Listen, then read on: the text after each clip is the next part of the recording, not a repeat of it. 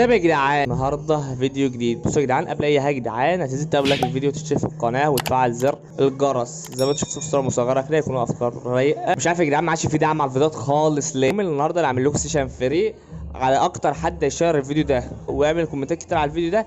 هعمل له سيشن فري وانا اخش اكلمه على الانستا ونعمل سيشن. يا جدعان الانستا بتاعي يظهر عليا كده، والانستا بتاع محمد جاي يظهر عليه، وبتاع محمد خالد تحت في الوصف.